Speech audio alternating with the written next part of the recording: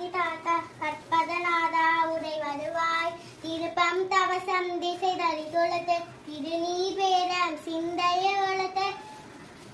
அப்பம் முடுத்து வட மோதத பாரு நம்ம ஆனந்த பிள்ளையார் துண்டிய பாரு அப்பம் முடுத்து வட மோதத பாரு நம்ம ஆனந்த பிள்ளையார் துண்டிய பாரு அம்மா போல அழகு பொண்ணு வேணுமென்னாரு இவரு ஆட்டம் தர தொளத்தம் தர தோவை கண்டாரு அம்மா போல அழகு பொண்ணு வேணுமென்னாரு